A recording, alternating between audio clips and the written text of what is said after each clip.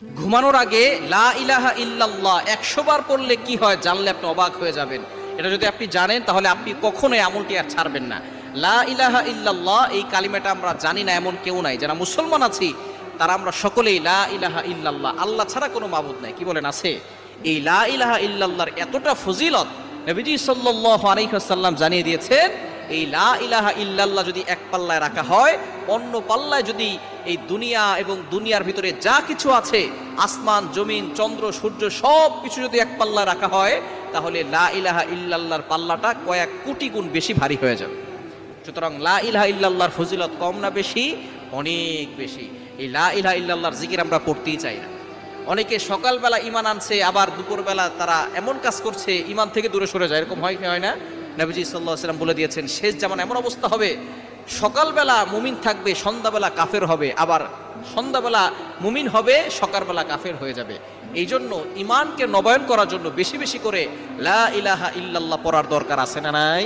লা ইলাহা ইল্লাল্লাহ পড়লে আপনাকে আল্লাহ পাক রব্বুল আলামিন অভাব থেকে দূর করবেন, আল্লাহ তাআলা আপনার জীবনে বরকত দান করবেন, দুনিয়াতেও শান্তি দিবেন, আখিরাতেও আল্লাহ তাআলা শান্তির ব্যবস্থা করবেন। লা ইলাহা ইল্লাল্লাহ পড়ার দরকার আছে না নাই? নবীজি সাল্লাল্লাহু আলাইহি ওয়াসাল্লাম জানিয়ে দিয়েছেন, মান ক্বালা লা ইলাহা ইল্লাল্লাহ দাখালাল জান্নাহ, যে ব্যক্তি লা ইলাহা ইল্লাল্লাহ পড়বে উইল গো টু প্যারাডাইস, সে জান্নাতে চলে যাবে। তো লা ইলাহা ইল্লাল্লাহর ফজিলত কম না বেশি? আপনি ঘোষণা দিচ্ছেন আল্লাহ ছাড়া কোনো মাবুদ নাই।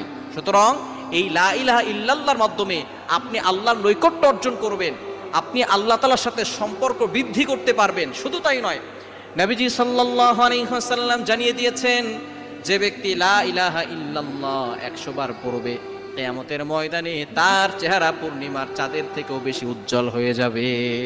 কি বলেন? চেহারা সুন্দর করতে চাই কি চাই না? হাজার নয় লক্ষ কোটি মানুষ থাকবে, জিন থাকবে, সকল মাখলুকাত থাকবে, তাদের সামনে আপনার চেহারা পূর্ণিমার চাঁদের মতো জলজল করতে থাকবে। মানুষ আপনার দিকে তাকিয়ে থাকবে, কি এমন আমল করেছে সে, যে আমলের মাধ্যমে তার চেহারা এতটা উজ্জ্বল হয়েছে আজকে। তখন ফেরেশতারা বলবে তারা কালিমা পড়েছে, বেশি বেশি করে লা ইলাহা ইল্লাল্লাহ পড়েছে, এজন্য তাদের এই কালিমার কারণে তাদের চেহারার সৌন্দর্য বেড়ে গিয়েছে। এজন্য লা ইলাহা ইল্লাল্লাহ পড়বেন, এবং ঘুমানোর আগে যদি আপনি 100 বার পড়তে পারেন, আল্লাহ পাক রব্বুল আলামিন নিজে আপনার জিম্মাদার হয়ে যাবেন। আল্লাহ আপনাকে বিপদ আপদ থেকে হেফাজত করবেন, এবং কঠিন থেকে কঠিন রোগ থেকে আল্লাহ আপনাকে হেফাজত করবেন। আল্লাহ তাআলা আপনার জিম্মাদার হয়ে যাবে। এজন্য আল্লাহ তাআলা জিম্মাদার হয়ে যাক, এটাকে আমরা চাই কি চাই না? কেননা যদি কারো জিম্মাদার আল্লাহ হয়ে যান, তাহলে তার আর কোনো টেনশন থাকে না। কি বলেন? টেনশন থাকে? ওয়া মান ইয়াতাওয়াক্কাল আলাল্লাহি ফাহুয়া হাসবুহ, যে আল্লাহর উপরে ভরসা করে আল্লাহ তার জন্য যথেষ্ট হয়ে যায়। সুতরাং আল্লাহ আপনার জন্য যথেষ্ট হয়ে যাবে। আপনি ঘুমানোর আগে উযু করে ঘুমাবেন, অবশ্যই উযু করে ঘুমাবেন। উযু করে ঘুমালে আল্লাহ পাক রব্বুল আলামিন আপনার জন্য একজন ফেরেশতা নিযুক্ত করে দিবেন। সেই ফেরেশতা আপনার জন্য রহমতের দোয়া করতে থাকবে, ক্ষমা প্রার্থনার দোয়া করতে থাকবে, এবং সকল দুষ্ট জিন ও মানুষ থেকে, বদনজর কুফরি কালাম থেকে, ব্ল্যাক ম্যাজিক থেকে আল্লাহ পাক রব্বুল আলামিনের ওই ফেরেশতা আপনাকে হেফাজত করবে। এজন্য রাতে ঘুমানোর আগে ওযু করে ঘুমাবেন, এবং এই লা ইলাহা ইল্লাল্লাহ সাথে মুহাম্মাদুর রাসূলুল্লাহ এটাও অ্যাড করতে পারেন, কোনো সমস্যা নাই, পড়লে আরো বেশি ভালো হবে। লা ইলাহা ইল্লাল্লাহ মুহাম্মাদুর রাসূলুল্লাহ, এটা 100 বার পড়বেন। আল্লাহ পাক রব্বুল আলামিন আপনার জিম্মাদার হয়ে যাবেন, আপনার জীবনে বরকত দিবেন, বিপদ আপদ থেকে আল্লাহ আপনাকে হেফাজত করবেন, এবং আপনি নিজেই বুঝতে পারবেন যে আল্লাহ পাক রব্বুল আলামিন আপনার অন্তরে প্রশান্তি দান করবেন।